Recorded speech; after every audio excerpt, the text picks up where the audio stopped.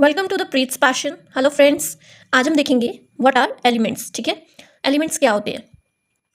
Elements are pure substances which are made up of only one type of atoms. ठीक है, तो इसके हिसाब से इसका क्या मीनिंग है कि एलिमेंट्स एक प्योर सब्सटेंस है।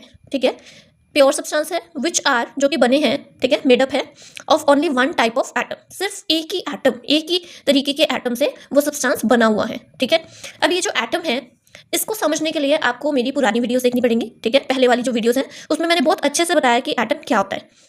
ठीक है, अब एटम तो हम पढ़ चुके हैं, तो एक ही तरीके के एटम से कोई जब सब्सटेंस बना हुआ होता है, ठीक है, उसे हम बोलते हैं प्योर सब्सटेंस। क्या बोलते हैं? प्योर। वो सब्सटेंस पूरा एक ही एटम से बना होता है। ठीक है, उसे हम बोलते हैं प्योर सब्सटेंस। उस पूरे की पूरी चीज में एक ही तरीके का एटम होता है। एटम क्या है? पार्टिकल, यानी कि एक ही तरीके का पार्टिकल। ठीक है, पूरा सब्सटेंस एक ही तरीके के पार्टिकल से बना हुआ होता है, उसे हम बोलते हैं प्योर सब्सटेंस। ठीक है, और वही प्योर सब्सटेंस क्या होते हैं? एलिमेंट्स होते हैं। ठीक है, अब आगे देखते हैं, थोड़ा और क्लियर हो जाएगा।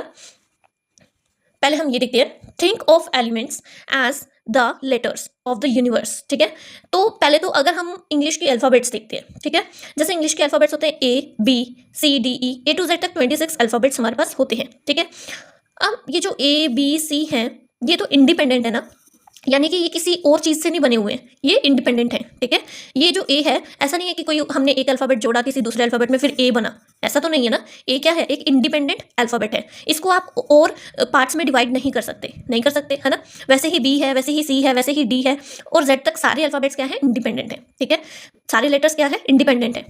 You can not break down a letter into anything simpler. ठीक है, हम इन्हें ब्रेक डाउन यानी कि हम इसे डिवाइड नहीं कर सकते अलग अलग पार्ट्स में। ये इंडिपेंडेंट है, ये किसी को मिला के नहीं बना हुआ है। ठीक है, but you can combine letters to form words, लेकिन हम इन्हीं लेटर्स को कंबाइन करके जोड़ के एक वर्ड बना सकते हैं। जैसे मैंने यहाँ से सी ले लिया, यहाँ से ए ले लिया और यहाँ से टी ले लिया, तो मेरे पास एक वर्ड बन गया। वो क्या बन गया? कैट।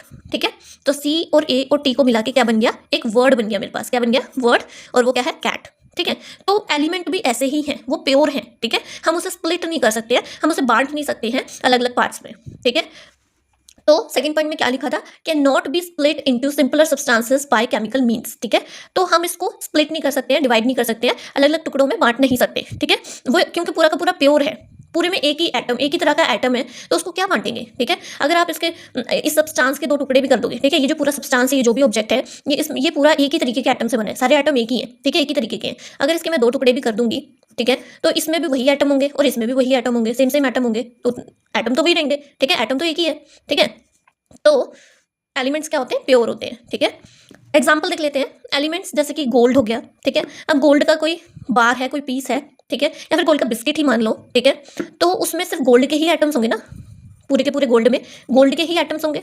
अगर आपको एटम समझ में आ गया हुआ है तो आप समझ जाओगे कि गोल्ड का जो एक बार है, ठीक है, गोल्ड का जो एक टुकड़ा है, उसमें गोल्ड के ही एटम्स होंगे। तो गोल्ड क्या है? प्योर सब्सटेंस है। ठीक है, हाइड्रोजन, जो हाइड्रोजन की हम बात करें उसमें हाइड्रोजन के ही एटम्स होंगे। ऑक्सीजन की हम बात करें तो उसमें ऑक्सीजन के ही एटम्स होंगे। ठीक है, चाहे कितने भी एटम्स हो, लेकिन होंगे ऑक्सीजन के ही। ठीक है, तो ये क्या है? ये प्योर है अभी। ठीक है, example, a gold bar is consist of all gold items. ठीक है, एक गोल्ड बार में सारे के सारे आइटम्स किसके होंगे? गोल्ड के ही होंगे। जैसे ये एक बार बना दिया मैंने गोल्ड का, और इसमें जितने भी छोटे छोटे पार्टिकल्स हैं, यानी कि एटम्स है, वो क्या है? गोल्ड के ही हैं। ठीक है, उसी के होंगे ना, पार्टिकल्स ऑफ गोल्ड ओनली। ठीक है, तो इसमें जितने भी पार्टिकल्स हैं वो सारे, यानी कि जितने भी एटम्स हैं वो सिर्फ गोल्ड के ही हैं। ठीक है, देयर आर अबाउट 118 एलिमेंट्स। ठीक है, तो हम टोटल कितने एलिमेंट्स हैं? ऐसे 118 एलिमेंट्स हैं। ठीक है, अबाउट 98 आउट ऑफ दीज, 118 में से 98 एलिमेंट्स क्या हैं? अकर नेचुरली ऑन अर्थ। ठीक है, अभी हम मिनरल्स पढ़ चुके हैं। ठीक है, पुरानी वीडियोस में हमने देखा था मिनरल्स क्या होते हैं, हमने देखा था ओर्स क्या होते हैं। ठीक है, तो बहुत सारी चीज़ें ऐसी होती हैं जो ज़मीन के नीचे से नेचुरली वो अकर होती हैं ज़मीन के नीचे बहुत गहराई में, और उन्हें वहाँ से माइनिंग करके निकाला जाता है। ठीक है, तो 98 जो एलिमेंट्स हैं वो क्या है? नेचुरली अपने आप अकर होते हैं, अपने आप बनते हैं। ठीक है, नेचर के द्वारा अपने आप ही बन जाते हैं अर्थ में। ठीक है, and rest are synthesized in laboratories. ठीक है, तो जो बाकी बचे 98 में से जो बाकी बच गए, ठीक है, वो सिंथेसाइज यानी कि बनाए जाते हैं, खुद प्रिपेयर किए जाते हैं लैब्स में। ठीक है, आप कुछ नेचुरली अकरिंग एलिमेंट्स देख लेते हैं, जैसे गोल्ड हो गया, सिल्वर हो गया, कॉपर, एल्यूमिनियम, आयरन। ठीक है, तो अगर आप आयरन का एक टुकड़ा ले लोगे, ठीक है, आयरन यानी कि लोहे का, तो उसमें सिर्फ आयरन के ही एटम्स होंगे, है ना, उसमें सिर्फ आयरन के ही पार्टिकल्स होंगे ना, वो पार्टिकल्स मिले तभी वो एक आयरन का पीस बना, ठीक है। तो ये था कॉन्सेप्ट ऑफ एलिमेंट्स कि एलिमेंट्स क्या होते हैं। एलिमेंट्स पूरे के पूरे प्योर सब्सटेंस होते हैं, ठीक है। प्योर यानी कि उसमें एक ही तरह का आपको एटम मिलता है, कोई मिक्सिंग नहीं होती है एटम्स की, ठीक है। पूरे के पूरा वो प्योर सब्सटेंस होता है which are made up of only one type of atoms. और ये एलिमेंट्स कुछ नेचुरली आकर होते हैं, मतलब नेचर में अपने आप बन जाते हैं जमीन के नीचे और अलग अलग जगह में, ठीक है।